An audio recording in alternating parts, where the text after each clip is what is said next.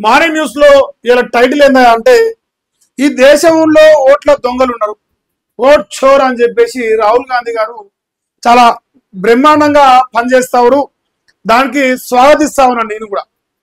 అదే రకంగా Bharatiya Janata party MP Raghunandan Rao గారు కూడా స్వాగతిస్తారు. ఎందుకంటే ఈ దేశంలో ఎక్కడైనా 2 ఓట్లు 3 ఓట్లు ఉన్నాయి. రోహింగ్యాలు ప్రపంచ దేశాల నుంచి భారత్ వ్యతిరేకంగా పనిచేసే శక్తులు కూడా ఇక్కడ ఓట్లు సంపాదించారు. మన తృణమూల్ కాంగ్రెస్ లాంటి రాష్ట్రాల్లో కూడా, పశ్చిమ బెంగాల్ లాంటి ప్రాంతాల్లో కూడా దొంగ ఓట్లు ఉన్నాయి. ఈ దొంగ ఓట్ల ప్రభావంతో దొంగలు రాజకీయాల్లో ఉంటారు, దొంగలు గెలుస్తారు అని చెప్పేసి పుల్వాలా చాచామడు రాహుల్ గాంధీ గారు బాహటంగానే చెప్తారు. దానికి ఉద్యమం కూడా మొదలు పెట్టారు. డిజిటల్ ఓటా ఏదో ప్రయత్నం చేస్తావు. దాంట్లో కొన్ని మిస్టేక్స్ ఉన్నాయి, దాంట్లో కొన్ని మార్పులు చేర్పులు చేయాల్సిన అవసరం కనిపిస్తామని చెప్పేసి రఘునందన్ గారు ప్రెస్ మీట్ పెట్టారు. అందుకే మొదటి ముద్దాయి ఈ ఓట్ చోర్లో కాంగ్రెస్ మొదటి ముద్దాయి. ఈ దేశంలో స్వతంత్రం వచ్చిన రోజు నుంచి మాట్లాడుతా ఉన్నా, ఈ దేశానికి స్వతంత్రం వచ్చిన మొదటి రోజుల్లో 14 ఓట్లు వచ్చిన పటేల్ గారిని పక్కన పెట్టి తన ఓటు తన వేసుకున్న దొంగ చెప్పాలనా వదిలేయాలా? స్వాతంత్ర సమయం చెప్పొద్దు అనుకుంటానా.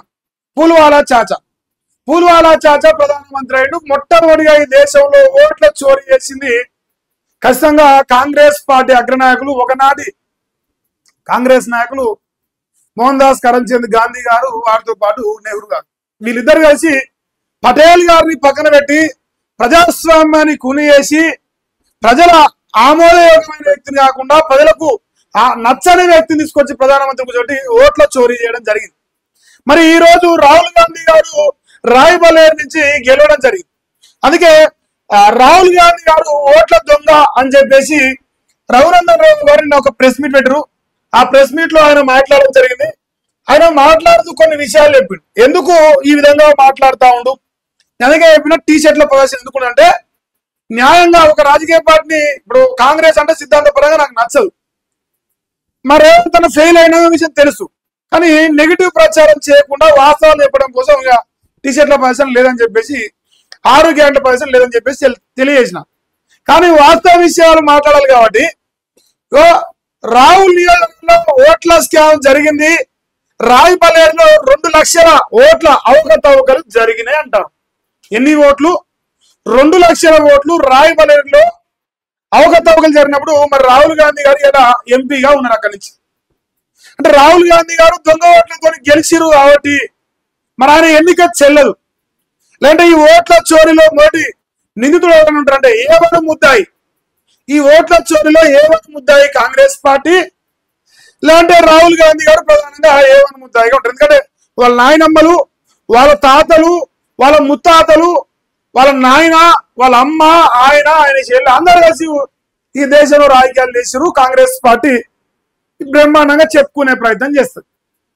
నేనేం అడుగుతా ఉన్నా, ఈ ఈవీఎం మిషన్ లో ఫాల్ట్ ఉందంటే మా నాయన కంప్యూటర్ విప్లవం తెచ్చినని చెప్పుకునే రాహుల్ గాంధీ గారు మరి వాళ్ళ తండ్రి తెచ్చిన వ్యవస్థ మీద ఆయనకే నమ్మకం లేదు, అది వేరే విషయం. 2 లక్షల ఓట్ల చోరీ జరిగినడానికి ఎన్నో సాక్ష్యాలు తీసుకొస్తా, ఆధారాలు బయట పెడతా, లేదు కాదు కూడా అంటే ఎవరైనా సవాల్కి రావచ్చు అని బీజేపీ ఎంపీ రఘునందన్ రావు గారు సవాల్ విసురుతారు. ఎవరైనా సరే తెలంగాణ రాష్ట్రం దమ్మున మనగడున్న కాంగ్రెస్ పార్టీలో ఉంటే రఘునందన్ గారికి కౌంటర్ కొడితే ఆయన ఎదురు కౌంటర్ కొడతారు సిద్ధంగా ఉన్నాడు. నిన్న కూడా మాట్లాడిండు.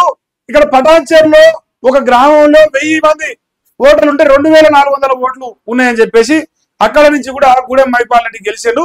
ఆయనకు ప్రస్తుతానికి కాంగ్రెస్ పార్టీలో ఉన్నాడు. సో ఇట్లా ఓట్ల చోర్లు అనే విషయం మాట్లాడితే స్వాతంత్రం ఇచ్చిన పార్టీ చెప్పుకునే కాంగ్రెస్ పార్టీ ఈ రోజు స్వాతంత్ర్య సందర్భంగా అడుగుతా ఉన్నా, ఈ దేశంలో మీ పుల్వాలా చాచా, మీ ముత్తాత గారు కానీ, మీ నాయనమ్మ కానీ, మీరందరూ ఓట్ల దొంగలే. స్వాతంత్రం వచ్చిన డే 1 నుంచి మాకు మోసమే జరుగుతా ఉంది ఓట్ల విషయంలో. ఎన్నికల కమిషన్ లో లోపాలు ఉన్నాయి, దాన్ని సరిదిద్దుకోవాలని చెప్పడంలో న్యాయం ఉన్నది. కానీ బటగాల్సి మీద వేయాలి, గెలవలేక ఆడలేక పాతకచ్చినట్టు 3 సార్లు ఓడిపోయినా కూడా అన్ని ఇడిచేసుకొని ఎన్నికల కమిషన్ పైన ఆరోపణ చేస్తా ఉన్నా ఇదే రాహుల్ గాంధీ గారు. మరి ఆయన ఇయాలనే గుర్తుకొచ్చిందా? మీ నాయనమ్మల కాలంలో, మీ తాతల కాలంలో, మీ ముత్తాతల కాలంలో మీ నాయనల కాలంలో వాళ్ళు గెలిచినప్పుడు గుర్తు రాలేదా? ఆనాడు కూడా భారతీయ జనతా పార్టీ వ్యతిరేకించిన తర్వాత పార్టీ పరంగా మేము అన్ని ఎంక్వైరీ చేసుకుంటాం, సమర్థించినాం కదా. మీ నాయన తెచ్చిన వ్యవస్థనే మేము అనుసరిస్తున్నాం కదా. ఈవీఎం బ్యాలెట్లు ఈ రోజు మీకేనా మీ నాయన వేసింది మీరే తప్పని అంటావురా అని చెప్పేసి ఇవాళ రఘునందన్ రావు గారు సంధించిన ప్రతి ఒక్క ప్రశ్నకు కాంగ్రెస్ పార్టీ ఎవరైనా దమ్మున మొరగాలంటుంటే సమాధానం చెప్పాలంటుంది. 2 లక్షల ఓట్ల అవకతవకలు జరిగినాక ఆయన ఎట్లా ఎంపీగా కొనసాగుతా ఆయన రాజీనామా చేయాలి. రాజీనామా చేసి బ్యాలెట్ల ఓట్లు అంటారుగా ఈ ముద్ర వేస్తారు కదా, బ్యాలెట్ ప్రకారంగా పోతే గెలుస్తాడా గెలడా తేలుద్దాం అంటున్నాడు. ఇప్పుడు స్థానిక ఎన్నికలకు ఓట్లు వేస్తాం ముద్ర ఏలు ముద్ర వేసే ఓట్లేదా అంటూ తప్ప అప్పుడు తెలిసిపోతాయి కదా, నీళ్ళేది పాలేది తెలిసిపోతాయి కదా. సో ఇది ఫస్ట్ పాయింట్ మాట్లాడుతా ఉన్నాను. అయితే రాహుల్ సభ్యత్వం రద్దు చేయాలని చెప్పేసి ప్రధానమైన డిమాండ్ ముందర పెడతాం. రాహుల్ గాంధీ గారు గెలిచింది దొంగ ఓట్లతో కాబట్టి ఆయన సభ్యత్వాన్ని రద్దు చేయాలంటాం. త్వరలో ఈసీని కలిసి ఫిర్యాదు చేస్తామని అంటాం. బీజేపీ ఎంపీ రఘునందన్ రావు గారు చెప్పడం జరుగుతుంది. ఎన్నికల కమిషన్ కి కలిసి ఫిర్యాదు చేస్తే రాహుల్ గాంధీ గారు ఈ దేశంలో నిజంగా ఒక ఓటు ఒక మనిషికి ఒకటే ఉండాలి, ఒకటే తానేయాలి చిత్తశుద్ధి తనకుంటే మొదటిగా అంటారుగా బలి పశువు కావాలని మిమ్మల్నే కొడుతా ఉన్నాం. మీరే మొదటి ముద్దాయి కాబట్టి మీరే ఫస్ట్ రాజీనామా చేస్తారా, సభ్యతను రద్దు చేసుకుంటారా, మళ్ళా అయ్యో ప్రింటింగ్ ఏలు ముద్దతోని ఓటింగ్ పోదాం. పోయి గెలిస్తే మీరు గ్రేటే, అప్పుడు నాకేం అభ్యంతరం లేదు. ఎందుకంటే మీరు ఆయన చేసింది మీరే తప్పంటారు కాబట్టి మరి రఘునందన్ రావు గారు సవాల్కి సిద్ధమని రాయపల్లి నుంచి రాజీనామా చేసి మరొకసారి బై ఎలక్షన్ పోదాం. మొదటిగా ఈ ఏమంటారు ఈ దొంగ ఓట్ల ప్రక్షాళన, ఈ ఓట్ చోట్ల ప్రక్షాళన మీ కాలంచే మొదలు పెడదాం అంటున్నాడు. తప్ప ఒకవేళ ఆ చిత్తశుద్ధి మీకుంటే నిరూపించమంటాను. ఇంకోటి రేవంత్ రెడ్డి గారు ముఖ్యమంత్రిగా ఉన్నారు. కాంగ్రెస్ పార్టీ నుంచి ఒక 65 మంది ఎమ్మెల్యేలు ఉన్నారు. ఈ 65 మంది ఎమ్మెల్యేలు కానీ ఈ కాంగ్రెస్ పార్టీకి ఉన్న ముఖ్యమంత్రి కానీ మినిస్టర్లు కానీ వీళ్ళందరూ ఓట్లు వేస్తే గెలిచిరు. వాళ్ళకి ఎవరైతే ఓట్లు వేసిరో కొడంగల్లో ఓట్లు వేసినకి హైదరాబాద్ లో కూడా ఓటు ఉంది. ప్రజలకు 2 ఓట్లు ఉన్నాయి. ఇక నిమ్మపచ్చ పెట్టుకొని రుద్దుకొని పోయి మళ్ళీ ఆడపోయి ఓటేసారు. మరి రేవంత్ రెడ్డి కూడా ఇలా ముద్దాయి. రేవంత్ రెడ్డి రాజీనామా చేయాలి, ప్రభుత్వం కూలిపోవాలి, మళ్ళా బై ఎలక్షన్ రావాలి, ఈ 65 మంది రాజీనామా చేయాలి. ఈ రకంగా పోతే ఓట్ చోరు మీద ఏదైతే యుద్ధం చేస్తారో దాన్ని న్యాయపరంగా ధర్మమైన యుద్ధం అంటారు. లేదంటే బీజేపీని తట్టుకోలేక గెలవలేక ఆడలేక పాతగదినట్టుగా ఓర్వలేని దొంగ ఉద్యమం అని చెప్పేసి మీకు ముద్ర వస్తుంది. ఏదో డిజిటల్ అంటారు, సోషల్ మీడియా పెద్ద ఎత్తున వైరల్ చేస్తాం. మరి దాంట్లో మొదటి దోషులు మీరే కాబట్టి మరి మీరు అడిగేది మీ వెనకాల ఈ దేశంలో ప్రతి ఒక్క రాజకీయ నాయకుని అడిగేపించే బాధ్యత మాది. ఇది రఘునందన్ రావు గారు విసిన సవాలు. ఈ పేపర్లలో రాదు, ఇలా ఆస్థాన మీడియాలో రాదు. అందుకే ఆస్థాన మీడియా ఓపెన్ చేయకుండా ఈ పేపర్ లో మీకు చూపించే ప్రయత్నం చేస్తాం. సో ఇది మేజర్ గా మన తెలంగాణ రాష్ట్ర ప్రజలు తెలుసుకోవాలి. ఈయన ఇది మొదటిసారి కాదు, నిన్న ఇది పటాన్చెరు నియోజకవర్గంలో 1400 ఓట్లు ఎక్కువ గురించి మాట్లాడిండు. నేను ఇంకా డీటెయిల్ గా ఓదలుచుకుంటే మీ కాంగ్రెస్ పార్టీ నుంచి ఎమ్మెల్యేగా పోటీ చేసిన నాంపల్లి కాంగ్రెస్ పార్టీ ఎమ్మెల్యే అభ్యర్థి ఫిరోజ్ ఖాన్ గారు హైదరాబాద్ పార్లమెంట్ లో ఓల్డ్ సిటీలో 6 లక్షల దొంగ ఓట్లు అని చెప్పేసి ఏనాటి నుంచో ఆరోపణ చేస్తా ఉండు. మరి ఆయన ఆరోపణలు దృష్టిలో పెట్టుకొని మీరు అక్కడ కూడా ఓటు చోరు పైన ఉద్యమం మొదలు పెట్టాలి. గల్లీ గల్లీ తిరుగురి, తప్పేం లేదు. ఓల్డ్ సిటీలో ఉన్న ప్రతి గల్లీ తిరగాలి, రోహింగ్యాల ఓట్లు తగ్గియాలి, రోహింగ్యాలు ఎలగొట్టాలని చెప్పేసి. ఇప్పుడు ఎర్లీ మార్నింగ్ లేవగానే పాకిస్తాన్ వాళ్ళు హైదరాబాద్ బతారని వార్తలు వచ్చింది. హిందూ అమ్మాయిలను పెళ్లి చేసుకురు అక్రమంగా అని చెప్పేసి వస్తా ఉంది.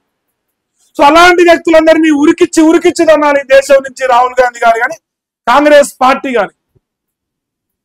ఎందుకంటే ఎట్లయినా సరే ఈ దేశంలో హిందువుల ఓట్లు కొలవడం కోసం సెక్యులర్ ముసుగులో బీజేపీని బదనాం అనే ఒక ఆలోచన చేసే రాహుల్ గాంధీ గారు మరి హైదరాబాద్ ఓల్డ్ సిటీలో మీ కాంగ్రెస్ పార్టీ ఎమ్మెల్యే అభ్యర్థి ఫిరోజ్ ఖాన్ గారు చేసిన ఆరోపణలకు నిలబడి కట్టుబడి మరి హైదరాబాద్ ఓల్డ్ సిటీలో ఉండే రోహింగ్యాలను పాకిస్తానీలను ఎవరైతే అక్రమ వలసదారులుగా ఉన్నారో ఎట్లా ఆధార్ కార్డులు వచ్చినాయి, ఎట్లా రేషన్ కార్డులు వచ్చినాయి, ఎట్లా వాళ్ళు హైదరాబాద్ నడిపడిన బత్తారు వాళ్ళకి వెనకంగా మజ్లిస్ సపోర్ట్ చేస్తా ఉందా చేస్తలేదా, ఎవరి ఓట్ల కోసం చేస్తావు, అన్ని విషయాల్లో కాంగ్రెస్ పార్టీ అధికారంలో ఉన్న కాంగ్రెస్ పార్టీ ఏ రకంగా మద్దతు ఇస్తా ఉందనే విషయం మాకు కావాలి. ఆల్రెడీ ఆపరేషన్ సింధూర్ సందర్భంలో అమిత్ షా గారు మాట్లాడినాక కూడా ఇంకా హైదరాబాద్ ఎట్లా రోహింగ్యాలు ఉన్నారు, ఇంకా హైదరాబాద్ ఎట్లా పాకిస్తాన్ ఉన్నారు, ఇంకా ఎట్లా హైదరాబాద్ లో ఈ దేశ వ్యతిరేక కార్యక్రమాలు చేసే ఉగ్రవాదులు పోలీసులో ఉన్నారు అనేది న్యాయంగా రాహుల్ గాంధీ గారు మాట్లాడాలి. వాళ్ళందరినీ దొబ్బి గల్లాబట్టి గుంజి ఎగగొట్టాలి దొంగనా కొడుకుల్ని. సో ఈ కార్యక్రమానికి రాహుల్ గాంధీ గారు మద్దతు ఇస్తే బరాబరి మహేష్ గారి సైడ్ లో కూడా మద్దతు ఇస్తాడు. మీరు వేసే ఓట్ చోరు ఉద్యమానికి ఫస్ట్ ముద్దాయి నువ్వే. ఏ వన్ ఈ దేశంలో కాంగ్రెస్ పార్టీ రాహుల్ గాంధీ గారు, లేదంటే వాళ్ళ గాంధీ కుటుంబం. ఓట్ చోరు మొదలుపెట్టి ఈరోజు స్వాతంత్ర దినోత్సవ సందర్భంగా చెప్తా ఉన్న ఓట్ చోర్లు కాంగ్రెస్ వాళ్ళు 14 ఓట్లు వచ్చిన పటేళ్లు పక్కన పెట్టి తన ఓటు తన వేసుకున్న నెహ్రూను ప్రధానమంత్రి చేసిన దుర్మార్గమైన రాజకీయ చరిత్ర, ప్రజాస్వామ్యాన్ని కూలి చేసిన చరిత్ర కాంగ్రెస్ పార్టీ మరొకసారి ఈ స్వాతంత్ర దినోత్సవ సందర్భంగా గుర్తు చేస్తా ఉన్నా. అందుకే మహేష్ గారు ఆ భరతమాతను గుర్తు చేసుకుంటూ మార్నింగ్ న్యూస్ స్టార్ట్ చేసే ప్రతిరోజు ఆ నెహ్రూ గారికి సంబంధించిన కానీ ఆ గాంధీ గారికి సంబంధించిన ఫోటోలు కానీ ఉండవు మన ఛానల్లా. ఎందుకంటే అసలైన స్వాతంత్ర సమరయోధులందరినీ వాళ్ళ చరిత్రను రూపుమార్చి మీరు రాసుకున్న దొంగ చరిత్ర గురించి నేను చెప్పను. మరి రాహుల్ గాంధీ గారు ఈ ఓట్ చోరు పైన చేసే ఉద్యమానికి కాంగ్రెస్ పార్టీలో ఎవరైనా మద్దతు ఇవ్వాలంటే first Rae Bareli, Hyderabad old city రెండు మాట్లాడదాం. తర్వాత ఇక మీరు ఎంత పొడైనా మాట్లాడి నేను వినే ప్రయత్నం చేస్తాను. సో ఇది నా యొక్క ఆలోచన, నా యొక్క విశ్లేషణ. మరి దయచేసి సో ఈ రోజు నుంచి యథావిధిగా మైక్స్ అయితే డిస్టర్బెన్స్ ఉన్నాయి. మన కొత్త మైక్స్ ఏర్పాటు చేసిన నిన్న నా వాయిస్ ఒకటే ఘోరంగా డిస్టర్బెన్స్ అనిపిస్తాను, అందుకే మార్చే ప్రయత్నం చేసిన. సో దయచేసి లైక్ చేసే ప్రయత్నం చేసి సబ్స్క్రైబ్ చేసుకొని చూడండి, ఎందుకంటే రీచ్ పడిపోతుంది. మరి ఇది ఏం చెప్తారు రోజుంతా. ఇంకా స్వాతంత్ర దినోత్సవంగా ప్రతి ఒక్కరి అలాగే జాతీయ జెండా వేసి చాలా సంతోషం అనిపిస్తుంది. ప్రతి ఒక్కరు వేసిరు.